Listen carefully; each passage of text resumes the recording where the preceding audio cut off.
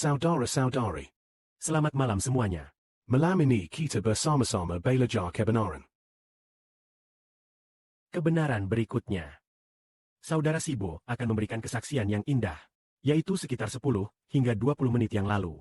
Saudara Sibo datang ke tempat ini. Namun, ternyata meja tempat saudara Sibo duduk adalah yang paling baik, paling cocok untuk menyampaikan kebenaran. Tetapi saat itu ada seseorang yang duduk di tempat tersebut.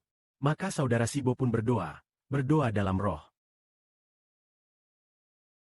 Yaitu masuk ke dalam doa di dalam Roh Kudus. Saudara Sibo sangat yakin bahwa begitu ia berdoa, orang itu akan segera pergi. Begitu doanya selesai diucapkan, orang itu langsung berdiri dan pergi. Apa sebabnya? Mengapa dia tiba-tiba berdiri dan pergi? Karena Bapa mengabulkan doa putranya. Di manakah Bapa itu? Bapa ada di dalam roh saudara Sibo. Ketika saudara Sibo masuk ke dalam doa di dalam roh. Ini seperti, wah, tubuh saudara Sibo adalah bait Allah. Seolah-olah saudara Sibo masuk ke dalam bait suci untuk bertemu wajah Allah. Memohon kepada Bapa di surga, agar orang itu pergi. Maka orang yang duduk di tempat saudara Sibo, segera pergi setelah doa saudara Sibo selesai. Apa alasannya? Karena Bapa Mengabulkan doa kita. Mengapa Bapa mengabulkan doa kita? Karena Bapa menyertai kita. Asalkan kita berdoa masuk ke dalam roh. Roh Kudus yang tinggal di dalam kita.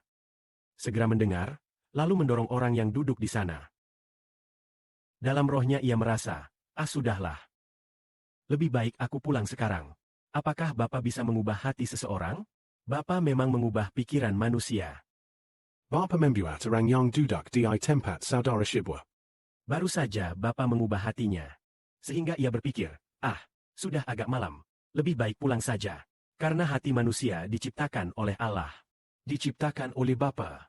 Bapa sanggup mengubahnya. Segera mengubah hati seseorang. Bagaimana caranya? Semuanya berasal dari Allah. Karena itulah, begitu kita berdoa, Bapa di surga langsung mengabulkan. Pada zaman perjanjian lama. Setelah Salomo selesai membangun bait suci, pada upacara peresmian bait suci tersebut, Salomo berdoa. Berdoa dengan doa yang cukup panjang. Isi doa tersebut tercatat dalam 1 Raja-Raja. Dan juga tercatat dalam 2 Tawarif. Yaitu catatan tentang doa Salomo pada upacara peresmian bait suci.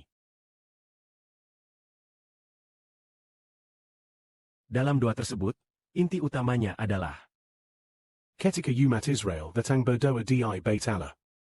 supaya Allah mendengarkan mereka. Kita tahu bahwa langit adalah tahta Allah. Bumi adalah tumpuan kakinya. Lalu apakah Allah sungguh tinggal di dalam bait yang dibangun tangan manusia? Tidak. Bahkan jika umat Israel datang berdoa di bait suci. Allah tidak serta-merta mendengarkan doa mereka. Namun setelah kita diselamatkan, Allah tidak lagi tinggal di bait buatan tangan manusia. melainkan tinggal Di dalam roh manusia yang telah diselamatkan. oleh Tuhan Kristus, yang telah menebus kita dengan darahnya. Allah telah tinggal di dalam kita. Kita dengan iman berdoa masuk ke dalam roh. Apapun yang kita minta dalam doa, Bapa akan menjawab kita. Karena Bapa telah menyertai kita. Justru karena Bapa menyertai kita. Polisi dari kantor polisi setempat berkali-kali datang ke rumah para saudari untuk inspeksi. Untuk mencatat data. Untuk merekam video. Terus-menerus mengganggu dan mengusik. Meskipun mereka menyerang kita. Mereka tidak dapat mengalahkan kita. Karena Bapa menyertai saudari-saudari kita. Dan juga menyertai saudara-saudara kita. Allah menyertai kita. Maka, sekalipun orang fasik menyerang kita, orang-orang celaka melatih kita. Namun mereka tidak dapat mengalahkan kita. Karena Bapa menjaga kita. Hormat dan kemuliaan bagi Bapa dan Tuhan. Amin.